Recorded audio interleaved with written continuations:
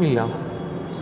இன்றைக்கி என்ன பார்க்கலான்னா, நபி மூசா அலைஹிஸ்ஸலாம் அவர்கள் கடலை பிளந்து இந்த சமுதாயத்தை காப்பாற்றினார் அப்படிங்கிற அந்த வரலாறு இருக்கு இல்லையா, அது ஏற்கனவே ஒரு வீடியோ போட்டிருந்தேன்.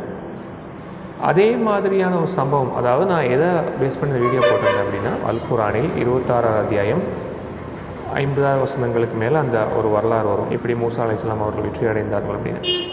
அதே வரலாறு இன்னொரு இடத்துலையும் வரும். அதான் அத்தியாயம் 10 வசனம் 77க்கு மேலே அந்த வரலாறு வரும் அல் குரானில். அதில் என்ன சொல்ல மாட்டான் இறைவன், மூசா நபி தடியால் அடிப்பீராக அப்படியெல்லாம் இறைவன் சொல்ல மாட்டான். நான் என்ன சொல்லியிருந்தேன் அப்படின்னா, அந்த விளக்கத்துக்கு, அதாவது தடியால் அடிப்பீராகவோ மூசாவே அந்த கடலை நீ தடியால் அடிப்பீராக அப்படின்னு இறைவன் சொல்லுவான். அந்த தடியால் அடிப்பீராக அதனுடைய பொருள் அந்த சமுதாய மக்களுக்கு பயிற்றுவித்தார் மூசா அலைஹிஸ்ஸலாம். மூசாவே அந்த கடலை தடியால் அடிப்பீராக அப்படிங்கிற அதன் பொருள் அது முத்தஷபிஹாதான வசனம் தானே. அல் குரான் அத்தியாயம் 3 வசனம் 7 படி இந்த குரானில் வெளிப்படையான வசனங்களும் உள்ளன, மறைவான முத்தஷபிஹாதான பல பொருட்களை தரக்கூடிய ஹிடன் ஸ்டோரியான ஒரு மறைப்பொருளான வசனங்களும் இருக்கின்றன. மறைப்பொருள் அப்படின்னா ஒரு விஷயம் சொல்லியிருப்பாங்க, அதுக்குள்ளே இன்னொரு பொருளை மறைச்சி வச்சு சொல்லுவாங்க, அதுதான் மறைப்பொருள்னு சொல்லுவாங்க. முத்தஷபிஹாத என்றாலும் அதுதான் பொருள். ஒரு விஷயத்தை சொல்லியிருப்பாங்க, அதுக்குள்ளே இன்னொரு விஷயத்தை மறைச்சி வச்சு சொல்லுவாங்க. ஸோ இது இந்த மாதிரியான வசனங்கள் குரானில் ஒரு 20% வசனங்கள் இருக்கின்றன. அது அல் குரானே சொல்கின்றது. அத்தியாயம் 3 வசனம் 7 இந்த குரானில் தெளிவான வசனங்களும் உள்ளன, அதுதான் இந்த குரானுடைய அடிப்படை, மற்றும் மறைவான பல பொருட்களை தரக்கூடிய வசனங்களும் உள்ளன என்று அந்த அல் குரானை அல் குரான் நம்ம இப்படி தான் பார்க்கணுன்னு சொல்கின்றது. இது ஏற்கனவே என்னோடய வீடியோ ரெகுலராக பார்க்குறவங்களுக்கு தெரியும். அந்த 26 அத்தியாயத்துக்கு நான் விளக்கம் கொடுத்துருந்தேன். நபி மூசா அலைஹிஸ்ஸலாம் அவர்கள் கடலை பிளந்து அந்த சமுதாயத்தை காப்பாற்றினார் என்பது, நபி மூசா அலைஹிஸ்ஸலாம் அவர்கள் கடலை தடியால் அடித்து கடல் பிளந்து அந்த சமுதாயம் காப்பாற்றப்படவில்லை. பொருள் இந்த மைய கருத்து அப்படிங்கிறது சுழுமுனை திறந்து அந்த சமுதாயம் காப்பாற்றப்பட, அதாவது சுழுமுனை பிளந்தவுடன், சுழுமுனை திறந்தவுடன் அந்த மக்களுக்கு ஒளி ஒளி ஏற்பட்டது. ஒளிதான் அல் குரானில் தகவல் இருக்கின்றது. மோமீன்களின் முகங்களில் சுஜூதுடைய ருக்குடைய அடையாளம் இருக்கும். ஈசா அலைஹிஸ்ஸலாம் அவர்கள் சொல்லுவாங்க, என்னை பின்பற்றக்கூடியவர் இருளிலே நடவாமல் ஒளியிலே நடப்பார் அப்படின்னு ஈசா அலைஹிஸ்ஸலாம் அவங்க சொல்கிறாங்க இல்லையா. ஸோ அதெல்லாம் என்ன அப்படின்னா, அந்த நம்ம பூர்வ மத்தியில் தெரியக்கூடிய ஒளி தான். ஸோ இதை கரெக்டாக அண்டர்ஸ்டாண்ட் பண்ணுங்கள். இந்த மூசா நபியுடைய வரலாறு இறைவன் அல் குரானில் கொடுத்துருக்கான் அப்படின்னா, அந்த மூசா நபியுடைய சமுதாயத்துக்கு மட்டும் கிடையாது. இந்த குரான் வசனங்கள் எதற்காக உங்களுக்கு தரப்பட்டுள்ளது என்றால், இந்த குரானை படித்து நீங்கள் நல்லுபதேசம் பெற வேண்டும், நல்வழி பெற வேண்டும், நீங்கள் மேன்மை அடையணும் அப்படின்னா அல் குரானில் இறைவன் 6500 6400 மேற்பட்ட வசனங்களுக்கு தரான் இல்லையா. ஸோ அந்த மொத்த குரானும் இந்த மொத்த அல் குரானும் நீங்கள் பின்பற்றுவதற்கு தான் இறைவன் இறக்கி அந்த வசனங்களெல்லாம் இறக்கி அந்த வரலாறையெல்லாம் எடுத்து சொல்கிறானே தவிர, ஆனால் இந்த வசனத்தை நான் எடுத்துக்க மாட்டேன், மூசா நபி சொன்னது பாய், அதையேம்மா என்கிட்ட சொல்லிகிட்டு இருக்கீங்க அப்படின்னு ஒரு சில மக்கள் கேட்குறீங்க இல்லையா.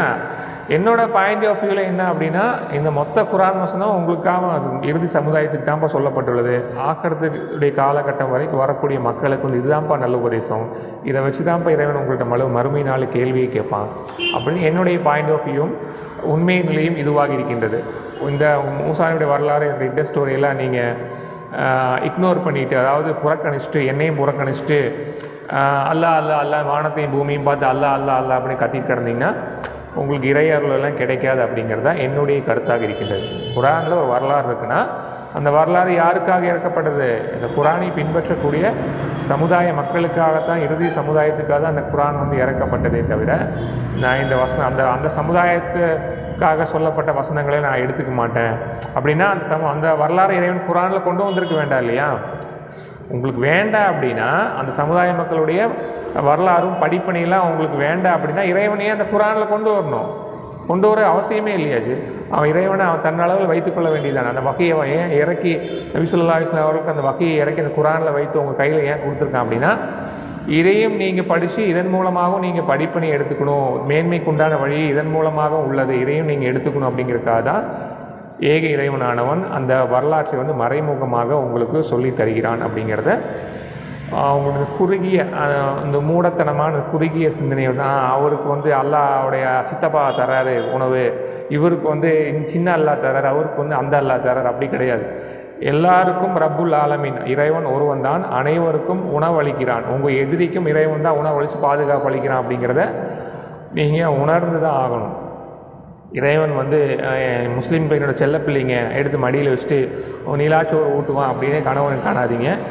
இறைவன் அனைவருக்குமான ரப்புல் ஆலமீன், அனைவருக்குமான இறைவன். அவனை வணங்கினாலும் வணங்காவிட்டாலும், அவனை நினைவு கூர்ந்தாலும் நினைவு கூறாவிட்டாலும் இறைவன் தான் அனைத்து உயிர்களுக்கும் இந்த பூமியில் உணவளிக்கக்கூடியவனாக இருக்கான். ஸோ கான்செப்ட் என்ன, நீங்கள் டிஃபால்ட்டாக முஸ்லீமாக இருந்துட்டீங்க, டிஃபால்ட்டாக முஸ்லீம் குடும்பத்தில் பிறந்துட்டீங்க, தொப்பேசிங்க தாடி அப்படிங்கிறதுக்காக நீங்கள் இறைவனுடைய செல்லப்பிள்ளைகளெல்லாம் ஆக மாட்டீங்க அப்படிங்கிற உண்மை நிலையை நீங்கள் புரிஞ்சுக்கிட்டு ஏற்றுக்கிட்டு தான் ஆகணும்.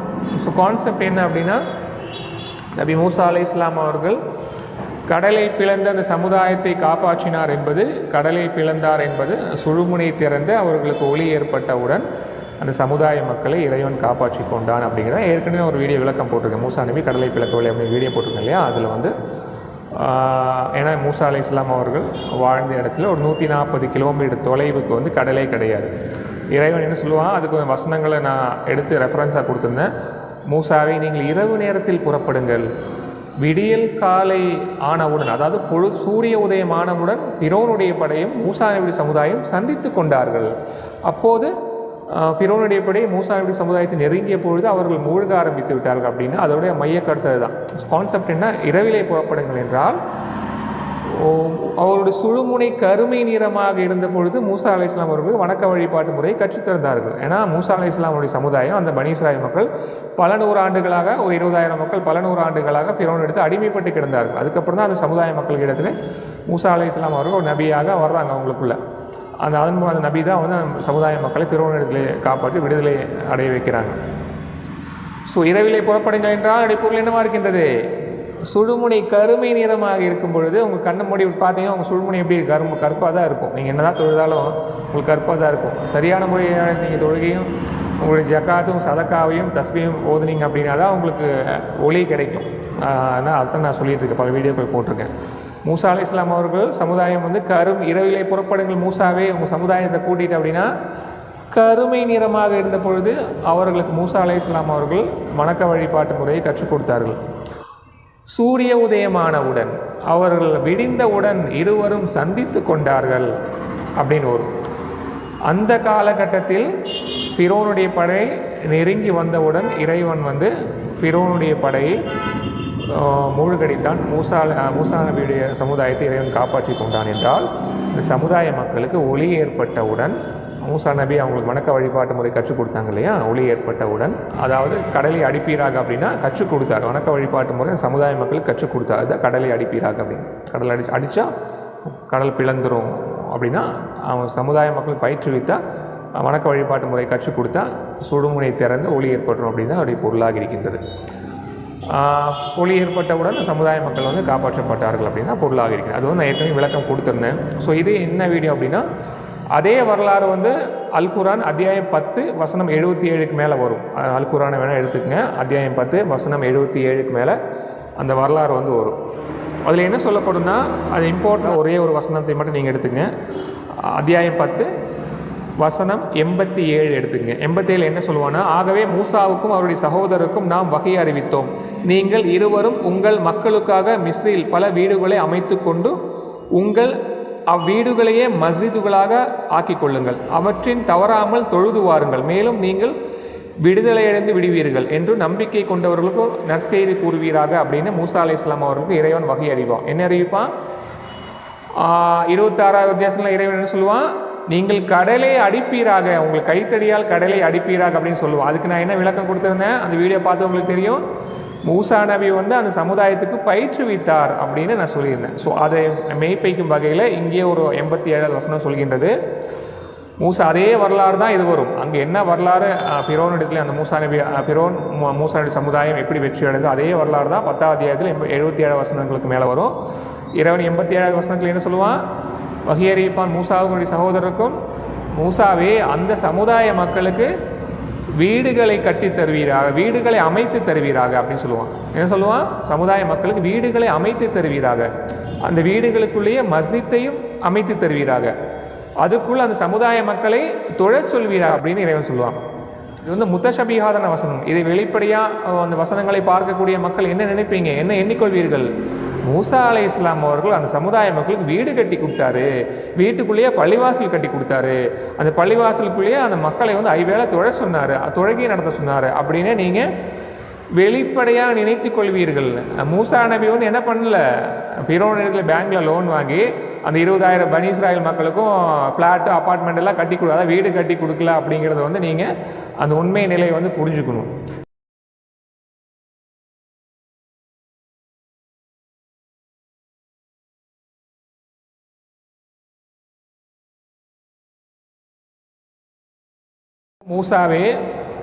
இறைவன் மூசா இப்படி சொல்கிறான், மூசாவே அந்த சமுதாய மக்களுக்கு நீ வீடுகளை அமைத்து தருவீர்களாக, அந்த வீட்டுக்குள்ளேயே மஸ்ஜிதையும் அமைத்து தருவீர்களாக. மஸ்ஜித் என்றால் அதனுடைய பொருள் என்ன? வணக்கஸ்தலம் என்று பொருள். மஸ்ஜித் என்றால் வணக்கஸ்தலம். அந்த மக்களை தொழுகை நடத்த சொல்வீராக. அப்படின்னா கான்செப்ட் என்ன அப்படின்னா, வீடு அப்படிங்கிறது வந்து அந்த வீட்டை, அந்த ஒவ்வொரு சமுதாய மக்களுக்கு வீட்டை அமைத்து தருவீர்களாக அப்படின்னு சொல்லப்படுவது. இந்த மறைப்பொருள் என்ன அப்படின்னா, வீடு என்பது நம்முடைய உடலை, மனித உடலை குறிக்கும். வீடுனா மனித உடலை குறிக்கும். வணக்க ஸ்தலத்தை அமைத்து தருவீராக அதுக்குள்ளே அப்படின்னா, நம்முடைய ரூஹு தங்கி இருக்க இடம் இருக்கு இல்லையா, இந்த இடம் தான் வந்து வணக்கஸ்தலம். இந்த இடத்துல கவனத்தை செலுத்தி தான் நம்ம இறைவனை வணங்க முடியும். இறைவனை தொடர்பு கொள்ளணும்னா, ஒரு மனிதன் இந்த பூமியில் இருந்தவாறு இறைவனை தொடர்பு கொள்ளணும்னா எந்த ஒரு வழி இருக்கின்றது? நம்முடைய ரூஹு தங்கி இருக்கக்கூடிய நம்முடைய தூய்மையான இந்த ஸ்தலத்தின் மூலமாக இந்த இடத்துல நம்ம கவனத்தை செலுத்தி தான் நாம் இறைவனை வந்து வணங்க முடியும். ஏன்னா பனி இஸ்ராயேல் மக்களுக்கு பல நூறு ஆண்டுகள் அடிமைப்பட்டு கிடந்ததினால் அவர்கள் எப்படி இறைவனை வணங்கணும் அப்படிங்கிற முறை கூட தெரியாத காரணத்தினால்தான் இறைவன் வந்து வகை அறிவிக்கிறான். அந்த சமுதாய மக்கள் ஃபிரௌனிடத்திலிருந்து விடுதலை அடைய வேண்டும், இறை அருள் கிடைக்க வேண்டும் அப்படிங்கிறதுக்காக மூசா நபிக்கு வந்து இறைவன் சொல்லித்தரான், அந்த மக்களுக்கு வந்து வீடுகளை அமைச்சு கொடுங்க, வணக்க ஸ்தலத்தை அமைச்சு கொடுங்க. அப்படின்னா வீடுகள் அப்படின்னா அதை சொல்லி கொடுங்க, எப்படி வணக்க வழிபாட்டு முறையை சொல்லி கொடுங்க அப்படின்னு. வீடுகள் என்றால் நம்முடைய ரூஹு தங்கும் இடம்தான் வீடுன்னு சொல்லுவாங்க. நம்முடைய ரூஹு, நம்முடைய இறைவனிடத்துலேருந்து வந்த ரூஹு எங்கே தங்கியிருக்கு? நம்முடைய உடலில் தானே தங்கியிருக்கு. இந்த உடலை தான் வந்து வீடுன்னு சொல்லுவாங்க. பழங்கால நூலில் பல தகவல்கள் இருக்கின்றது. இந்த மனித உடலை மனைன்னு சொல்லுவாங்க, வீட்டு மனைன்னு சொல்லுவாங்க, மாநிலம் அப்படி சொல்லுவாங்க. ஏன் அப்படி சொல்கிறாங்கன்னா, நம்மளுடைய உயிரும் நம்முடைய ரூஹு எங்கே தங்கியிருக்கு? இந்த உடலுக்குள்ளே தங்கி இருக்கிறதுனால தான் இது வீடு, மனை, மாநிலம். அந்த ரூஹு தங்கி இருக்கிறதுனால தான் அது வீடு, மனை, மாநிலம் அப்படின்னு சொல்கிறாங்க, தங்குமிடம் அப்படின்னு சொல்கிறாங்க.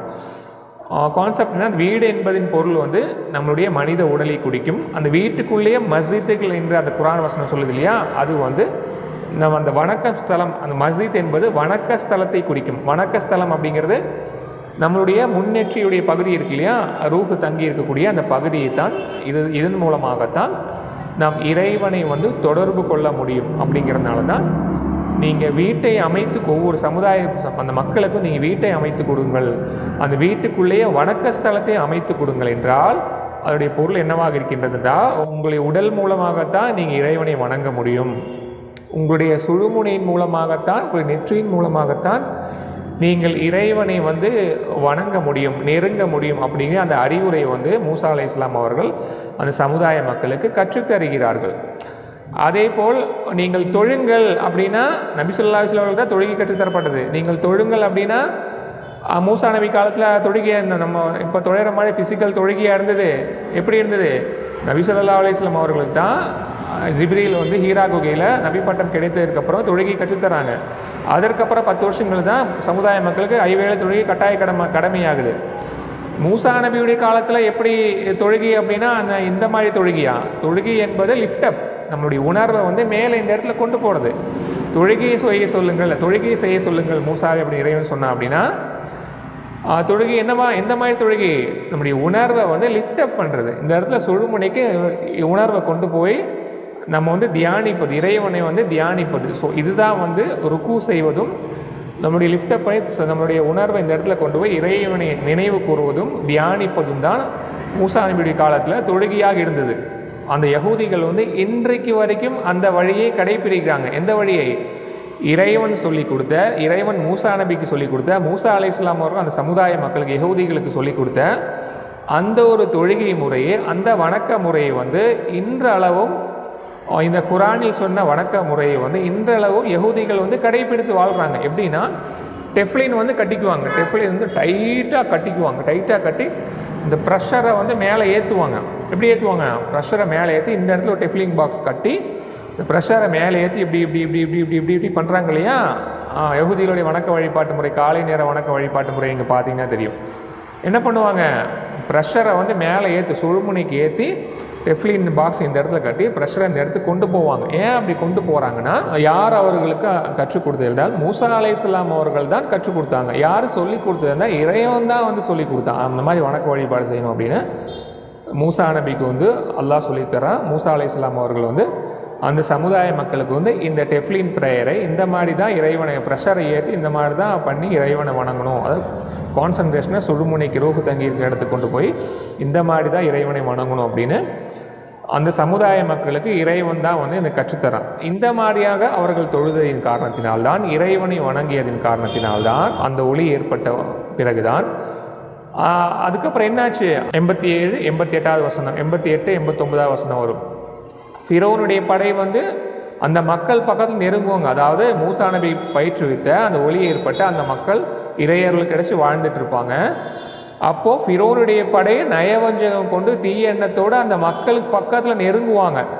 நெருங்கின உடனே என்ன ஆகும்? அந்த மக்கள் இறையர்களுக்கு கிடைச்ச மக்கள் நெருங்கின உடனே ஃபிரௌனுடைய படை வந்து மூழ்க ஆரம்பிக்கும் அப்படிங்கிற பொருள் வந்து ஃபிரௌனுடைய படை வந்து தோல்வியடைய ஆரம்பிக்கும் அப்படிங்கிறது அதனுடைய பொருளாக இருக்கின்றது. ஸோ மூசா அலைஹிஸ்ஸலாம் அவர்கள் அந்த சமுதாய மக்களுக்கு பயிற்றுவித்தார்கள் அப்படிங்கிறது தான் அந்த சுழுமுனை திறக்கக்கூடிய வழியை, இறையர்கள் கிடைக்கக்கூடிய வழி, அந்த ஒளி ஏற்படக்கூடிய வழியை மூசா அலைஹிஸ்ஸலாம் அவர்கள் இந்த வணக்க வழிபாட்டின் முறையை வந்து சொல்லி தந்தார்கள். அதன் மூலம் அன்றைய கால யஹூதிகளுக்கு வந்து இறையர்கள் கிடைத்து அவர்கள் ஃபிரௌனை வென்றார்கள். ஃபிரௌன் அவர்களை நெருங்கியவுடன் ஃபிரௌன் தோல்வி அடைந்தான் அப்படிங்கிறது தான் என்னுடைய பொருளாக இருக்கின்றது. ஸோ நீங்கள் என்ன சொல்லலாம், பாய் இது நமக்கு எதுக்கு பாய், இந்த வசனங்களெல்லாம் வந்து நாம் கடைப்பிடித்து வாழணுமா அப்படின்னா, இந்த அல் குரான் வந்து நமக்கு கையில் தரப்பட்டது. மூசா அலைஹிஸ்ஸலாமுடைய வரலாறு வந்து நம்ம சமுதாய மக்களுக்கு தான் சேர்த்து சொல்லி தரப்பட்டது. இது இறைவன் காட்டுகின்ற வழி. ஸோ நாமளும் வந்து டெஃப்லின் பாக்ஸ் கட்டி இந்த இடத்துல பாக்ஸ் கட்டி வணக்க வழிபாடு இப்படி வணக்க வழிபாடு செய்யணுமான்னு கிடையாது. ஏன்னா நபி ஸல்லல்லாஹு அலைஹி வஸல்லம் அவர்கள் சுழுமுனை திறப்பதற்கு கொண்டு இன்னொரு வழியை கற்றுத் தந்திருக்கிறார்கள். நாம் தொழுகையின் மூலமாக நம்மளுடைய சுழுமுனை திறக்கும். நாம் என்ன பண்ணோம்? நாம் செய்த செய்கையை திரும்ப திரும்ப திரும்ப செய்கிறோம் இல்லையா? ஒரு 2 ரக்காத் தொழுகிறோம், 3 ரக்காத் தொழுகிறோம், 4 ரக்காத் தொழுகிறோம், ஃபர்லான தொழுகை முடிஞ்சு பல சுன்னத்துகள் தொழுகிறோம். தொழுதா நன்மை நன்மை நன்மை நன்மைன்னு சொல்லப்படுது இல்லையா? ஸோ நம்ம இதை உணர்ந்து தொழணும். நம்ம எதற்காக தொழுகிறோம் அப்படின்னா, நம்முடைய சுழுமுனை திறந்து நமக்கு நெற்றியில் ஒளி ஏற்படுவதற்கு தான், மூமின்களின் முகங்களில் சுஜூதுடைய ருக்குடைய அடையாளம் ஏற்படுவதற்கு. அடையாளம் என்றால் உள்ளே இருக்கக்கூடிய ஒளியை நம்ம காண்பதற்கு தான், ஒளி ஏற்படுவதற்கு தான் அந்த அடையாளம் என்று சொல்லப்பட்டுள்ளது. அது கருப்பு தழும்புகளை குறிக்காது. ஸோ நாம் எப்படி தொழுதால் நமக்கு ஒளி ஏற்படும், நமக்கு சுழுமுனை திறக்கும்? நம் தலைப்பாகை கட்டி தொழ வேண்டும். நாம் ஒரு பல செய்கைகளை செய்து கடைசியாக நம்ம சுஜூதுக்கு போகிறோம். சுஜூதுக்கு போனோம் அப்படின்னா நம்ம பல செய்கைகளை செய்து நம்ம உடம்புல நம்ம ஒரு எனர்ஜியை வந்து க்ரியேட் பண்ணுறோம். அந்த எனர்ஜியை வந்து கடைசியாக நம்ம சுஜூதுக்கு போகும்போது நெற்றி வந்து தரையில் முட்டிச்சு அப்படின்னா நம்ம உடம்புல க்ரியேட் ஆகிற எனர்ஜி வந்து மறுபடியும் நம்ம தரைக்கே போயிடும். நம்ம உடம்புல க்ரியேட் ஆகிற எனர்ஜி வந்து தரைக்கே போயிடும். நம்ம கொஞ்சம் சிறிது இடைவெளி விட்டு நம்ம தொழுதோம் அப்படின்னா அந்த எனர்ஜி நின்று வேலை செஞ்சு நம்ம சுழுமுனை திறந்து இறையர்கள் வந்து கிடைக்கும்.